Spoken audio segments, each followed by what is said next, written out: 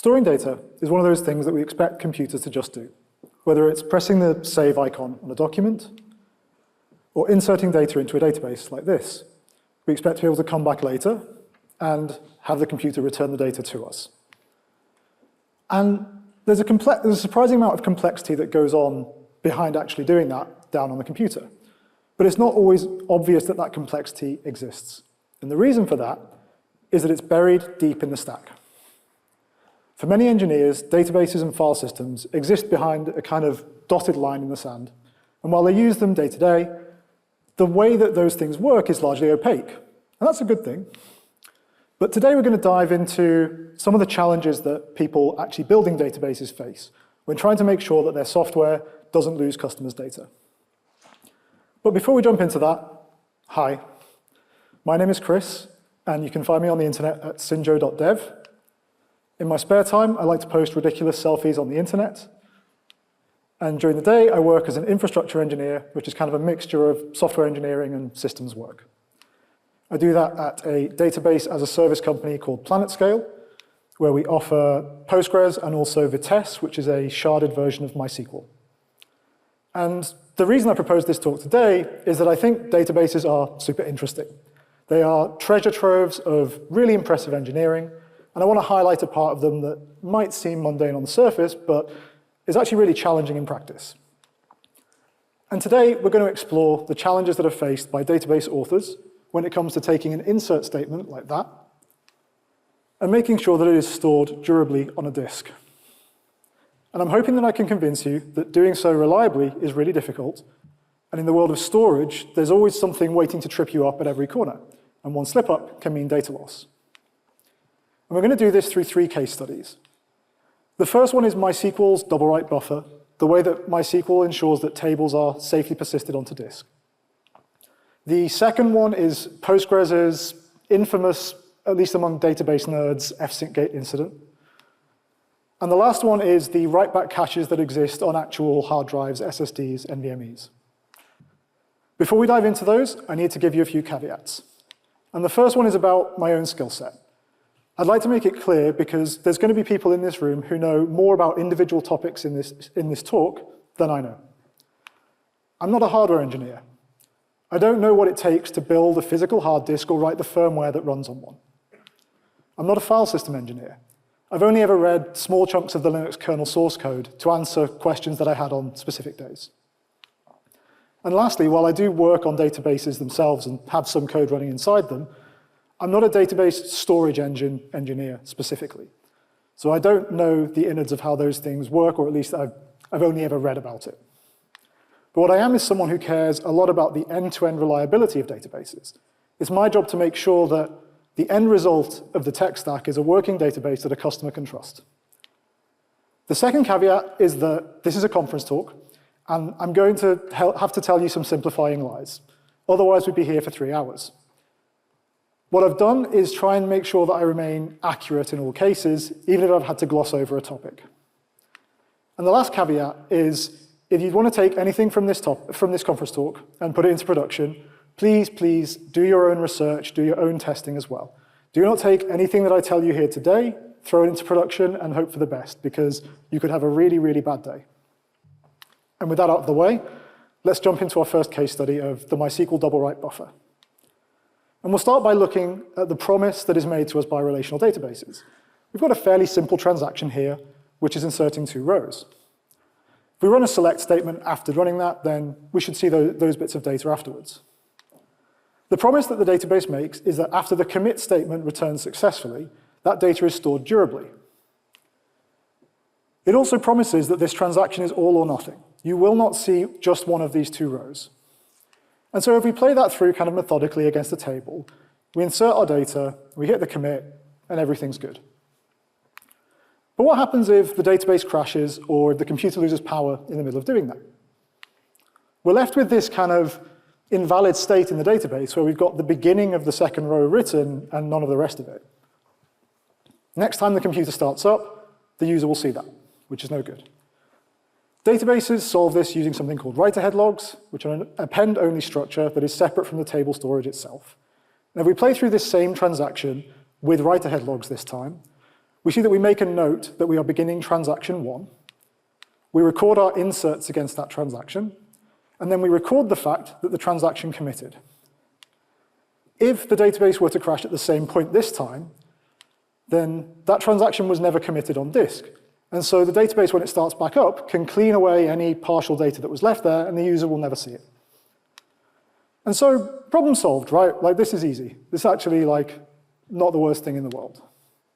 Well, it turns out there's a bit more to it, and that while this sort of theoretical version that you might learn in a CS class would solve the problem completely, real computers are actually a bit more complicated, and there's more going on.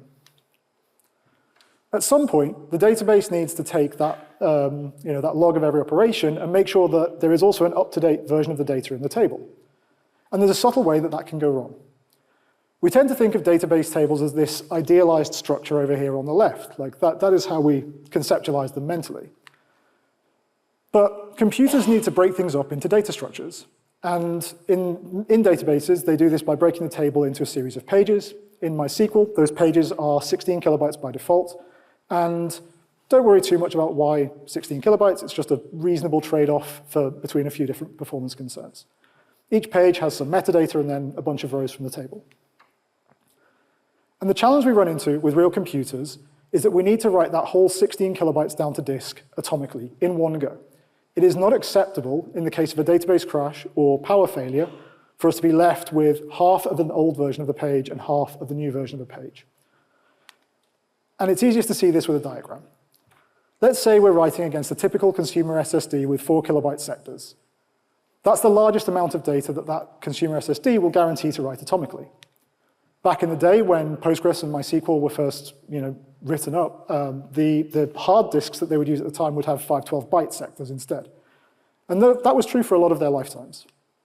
But if we focus on the present and give ourselves a bit more space, let's play through writing this first 16 kilobyte page down to disk. It's going all right until power gets cut or database software crashes. And this is exactly the problem that I was just describing, where we've got 50% of the page is the new version and the rest is the old version. And in database terminology, this gets referred to as a torn write because you've kind of ripped the write in half. When the computer starts back up again, what it's going to encounter is, and it's probably a structurally invalid page, like that tear could be right in the middle of a database row. And the problem here is that those write-ahead logs I mentioned, they will only work if they have a good, uncorrupted version of the table to begin with. So we need to make sure that we don't break that table in the meantime. And the way that MySQL does this is by introducing an extra step. It has something called the doublewrite buffer, which is also on disk and sits between RAM and the table itself. When MySQL wants to write one of these pages down to disk, it first does it into the doublewrite buffer, and then into the actual table itself. What this means is that no matter where it is in this process, it always has one good copy of every page. If the computer crashes in the middle of writing to the doublewrite buffer, then you've got a good copy in the table. And likewise, if it crashes when writing to the table, it's got a good copy in the doublewrite buffer. The way it assesses whether a page is a good copy or not is by looking at a checksum at the beginning of it and saying, OK, this data is actually valid. Next time MySQL starts up, it reads the entire contents of the doublewrite buffer, copies that over to the table if the checksums are good, and ignores it if the checksums are bad. I don't have time to dive into the specifics of it today, but Postgres does have an equivalent of this process, and if you want to read up on it, look for a setting called full page writes. It is the same in principle, but implemented in a different mechanism. And you may be thinking, that's a lot of work just to save some data. And you're right. I think it's a great example of the lengths that databases have to go to in order to keep the promises that they make. But you might also be wondering if it's possible to skip that extra work, that double write. And the answer is yes, in at least two situations. The first one is if you have a fancy file system, and the second one is if you have a fancy disk. The fancy file system that comes to mind when I think of this is ZFS in general. OpenZFS is the open version. ZFS has this useful property where you can set it up with a custom sort of atomic write size. It supports many other things, but that's the one that would be useful to us in this case. And so in ZFS, you can set this to be 16 kilobytes, which matches what MySQL needs, and it will do some extra work to make sure that the 16 kilobyte writes are atomic. The problem is you still have to pay for this in performance, right? Like ZFS is just another piece of software running on your computer, and it's going to be doing something equivalent, at least in principle, to what MySQL is doing. So it's more useful to go down the second route and look at fancier disks. The idea is similar, except that instead of having the file system add the guarantees, we buy hardware that provides them to begin with. And if you want to know if one of your disks does support this, you can turn to a spec document like this, which is the NVMe command set specification. This is for modern fancy SSDs. It defines commands that let you interrogate various properties of your drive. If you scroll to page 92 of revision 1.2, you will get to this, which is the atomic write unit on power failure, which indicates the largest size of write that your NVMe will guarantee is atomic. And this tells you whether or not you have one of these fancy drives that I mentioned. On Linux, you can query this using the NVMe utility. You can grep for that field specifically. It's a little bit funny in that it's 0 indexed. So 0 actually means 1 here, and that is telling you that you have one sector of atomicity, so 4 kilobytes. This is not a fancy drive. I don't have enterprise drives sitting around in my home. I'm sorry. But if I did, it would have looked like this, and it would have guaranteed exactly what MySQL needs. And so the answer is yes, it is possible to turn off the double write buffer safely. But if you're wrong about that, then the computer might lose your data. All right. On that reassuring note, let's dive into our second case study, which is the Postgres fsyncgate incident from 2018. I'm going to give you a very quick recap of what fsync does. And I was initially going to do this by showing you the man page, but it's a little bit wordy. So for the sake of keeping things simpler, I've removed some of the words here. Fsync is a system call, that is a call into kernel space, that tells the OS to ensure that any modified data on a file is actually synchronized down to disk. And it only returns to the caller once that's finished. And so if we turn back to our diagram, and we make the page size correct, because we're talking about Postgres now, and Postgres uses 8 kilobyte pages, which I would just hate to be wrong on a technicality in a talk. When Postgres writes its data down to disk, it needs to call fsync at some point to guarantee that that has been saved. And again, skipping the details, the code will probably look something a little bit like this. So it opens a file, writes some data into it, and syncs it. Doesn't seem too bad, right? Once again, it turns out computers are complicated. On March 28th, 2018, a Postgres contributor called Craig Ringer started a now infamous thread on the PGSQL hackers mailing list. He detailed a situation where a customer had run into data corruption caused by a disk error that Postgres didn't handle correctly. His recommendation was that Postgres should no longer retry fsync when it returned an EIO error, because doing this on Linux is not safe. Instead, it should panic, causing Postgres to crash. As you can see from the thread view of this mailing list, this wasn't controversial at all, didn't generate much discussion. There was actually way more. I couldn't fit it on one vertical 4K monitor, so I had to screenshot it in 2 parts. But what made this controversial to begin with? Why did people not like this idea? Well, if we jump back to the man page, we see that an EIO error is one of the types of error that fsync can return. And specifically, it indicates that essentially the disk said, no, I couldn't write that. And the file system reports that back through the kernel to your application.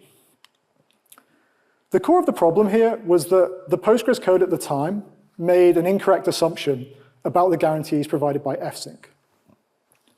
The Postgres team believed that it would report an error if any page had failed to sync to disk since the last successful, and that word successful is really important there, fsync call, any one that didn't return an error.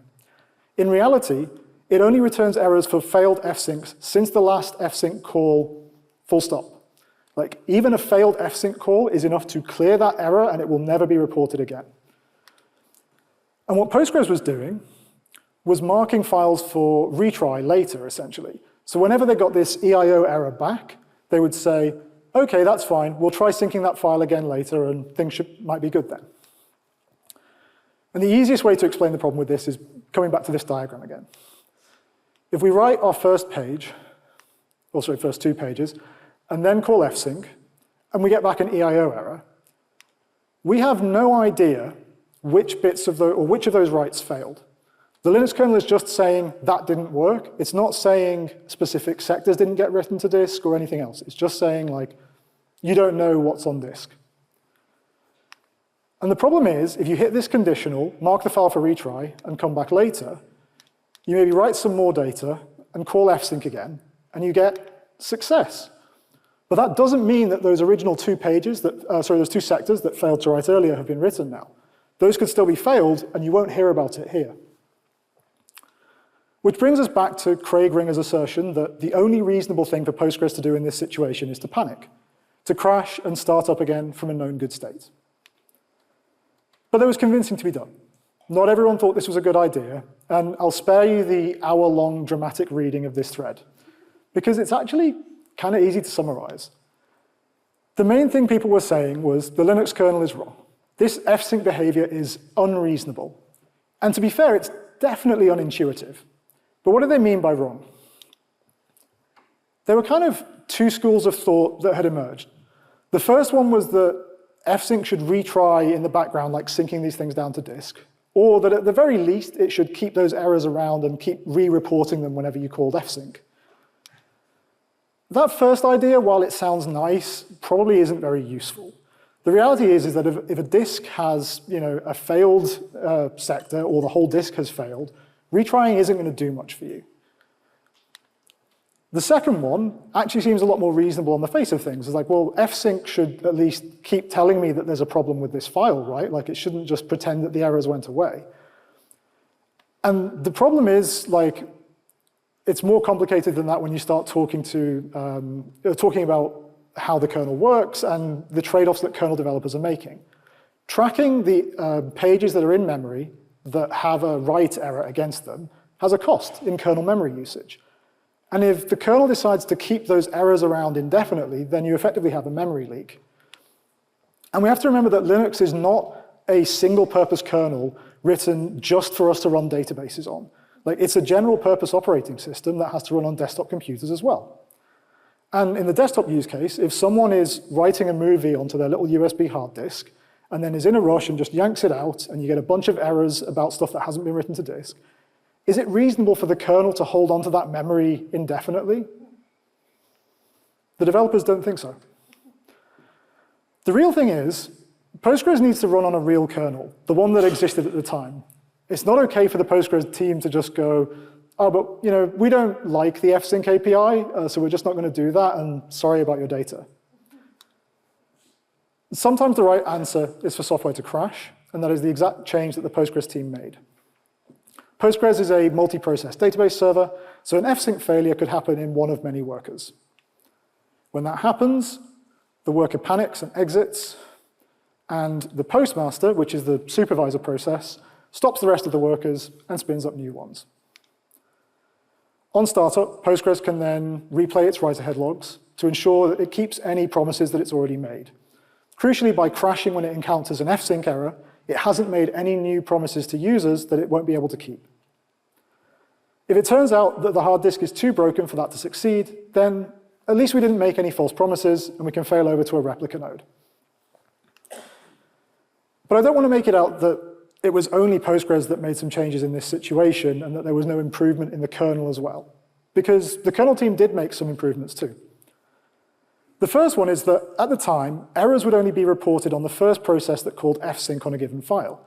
But if you have a multi-process database system, then you may have multiple processes holding open file descriptors against the same file. If one of those processes gets an error back from fsync, then other processes will miss it. And so this process here on the right might not know that its writes failed, which is like a serious problem, right? You've got this race condition that happens where one of your processes can eat an error that was intended for another one. So the kernel team implemented a change that means that any process with an open file descriptor, whenever a write error occurs, will see that error on the next fsync call. But there was one more edge case that they wanted to consider, which is if you've got those three processes and they're all writing down to that file, and then you start a fourth process, which opens the same file and does some work in it. What happens if there's been an error and then that process calls fsync?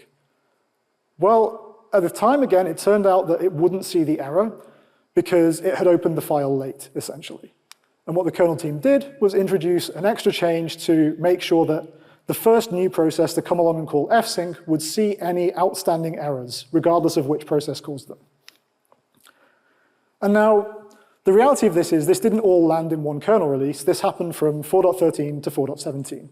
And if you were unlucky enough to run a kernel that was somewhere between these, you would have got one of these weird mixtures of behavior while they were still implementing these things. But thankfully, this is all 7 years ago now, and so you're probably not running these kernels on anything that matters.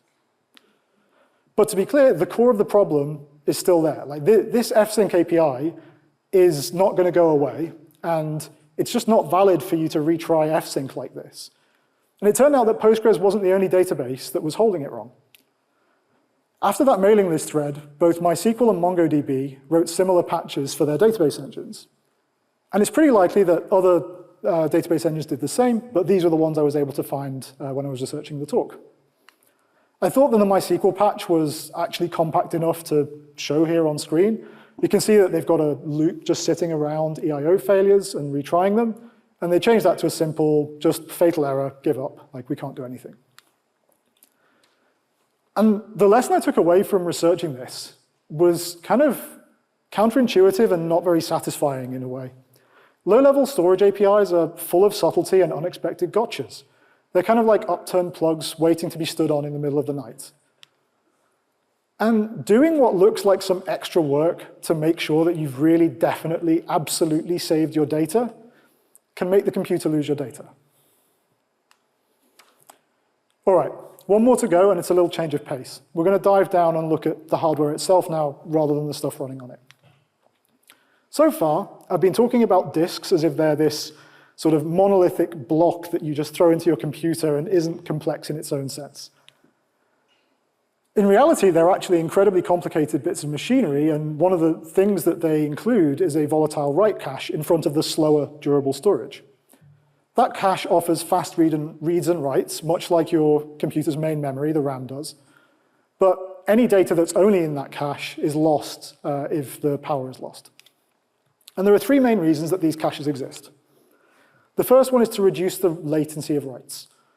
If every write has to sync down to the durable part of the disk, then you're going to pay this latency penalty every time you perform a write operation like that.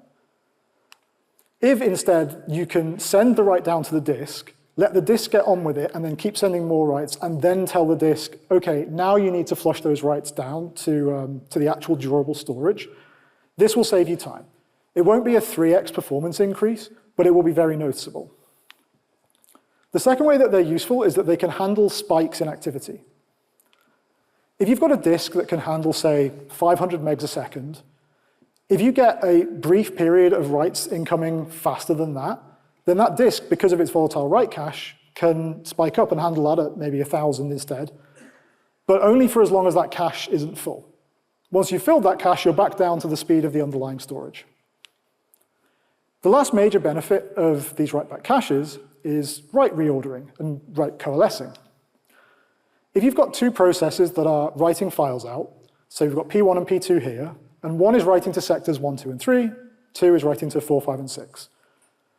If the drive had to go and swap between those, it would be less efficient. The write cache allows the disk's built-in controller to reorder those writes and play them out sequentially like that.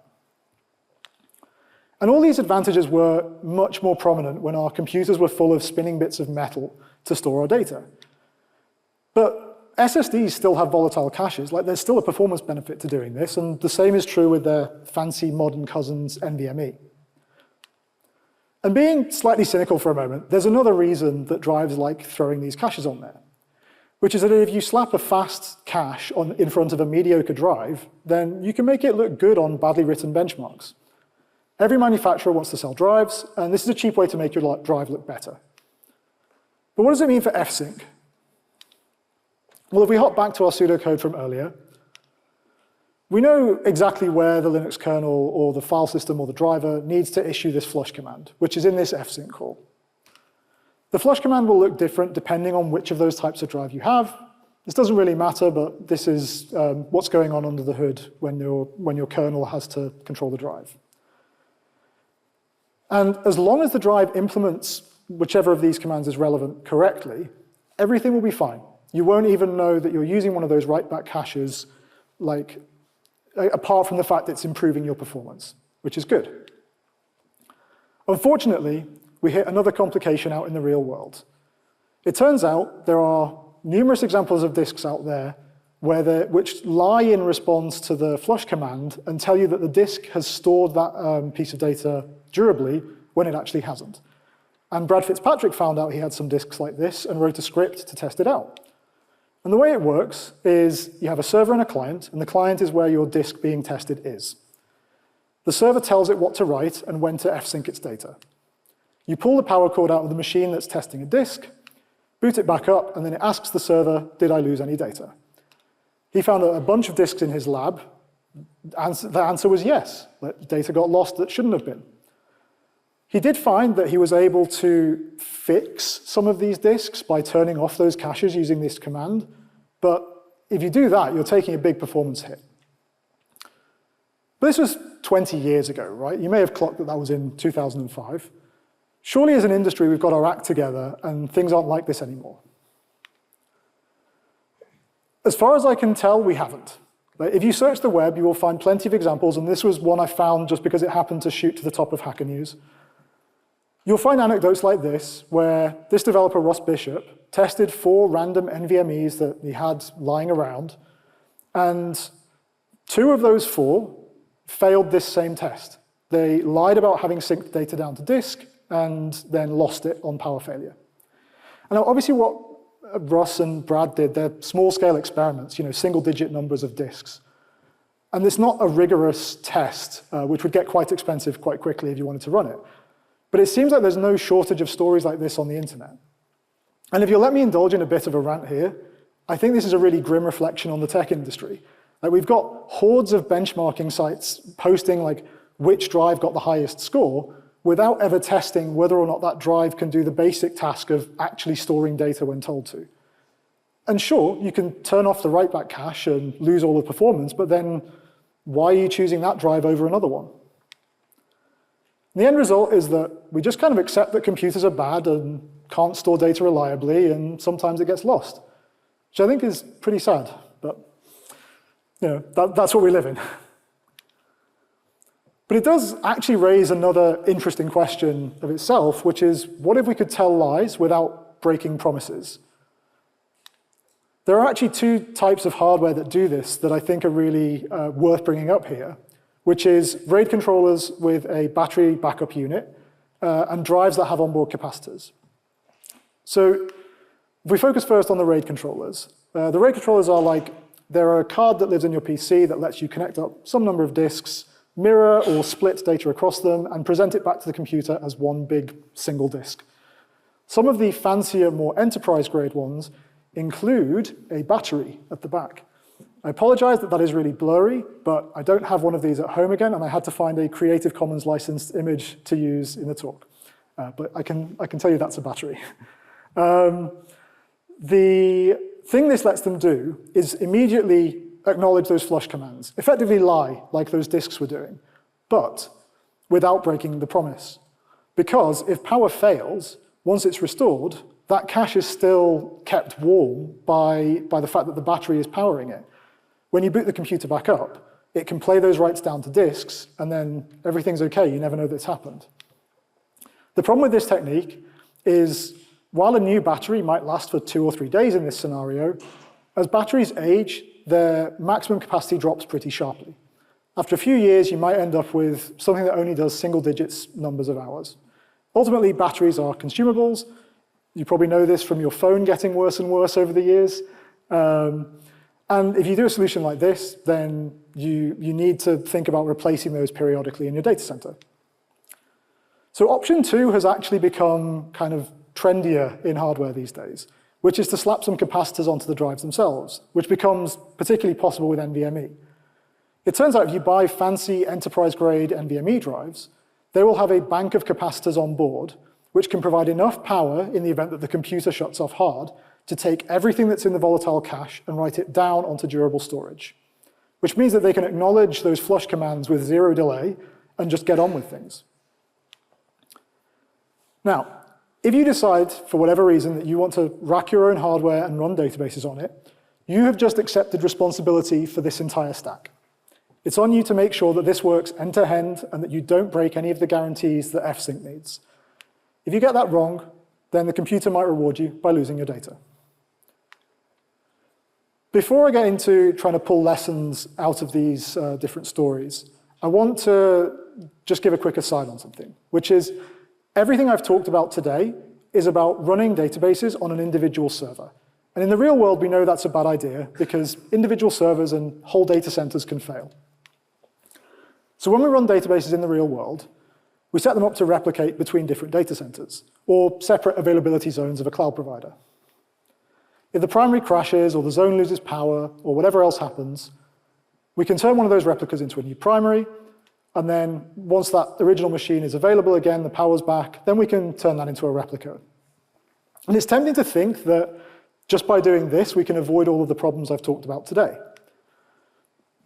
But if we don't have crash safety at an individual node level, then how do we know that server B is in a good state when we boot it back up? There could be data corruption lurking there, and that can be really tricky to detect reliably. At some point, we might promote B back to being the database primary and have a really bad day. And so the reality is that replication doesn't save us from thinking about crash safety. We need both of those things to run a reliable database. So let's start to wrap these things up and pull out the lessons. I think there's a few really worthwhile lessons that kind of run their way through all of these stories. The first one is that the world of storage is unforgiving, and I don't think there's really any way around that. The APIs that are involved are deeply unintuitive at times, and if you use them wrong, then chances are you'll corrupt some data somewhere. The second lesson is that higher layers can't fix bugs in lower ones. If your disks or your controllers lie in response to the commands they're sent and corrupt data as a result, then your file system and your database have no idea that that's happening underneath them. And lastly, it's actually a bit easier to get this all right if you're okay with running a bit slower. So from the examples we saw today, you can leave the doublewrite buffer enabled, and that doesn't cost you like 50% of your database performance. It's usually measured in a more 5 to 10% overall performance region. And if you've got one of these bad disks that lies about fsync and loses data, lies about flush and loses data, then you can turn off that cache, but that's going to have a much bigger performance hit. The real difficulty comes from trying to squeeze the most performance possible out of the hardware that you've bought. But you can choose your own adventure here.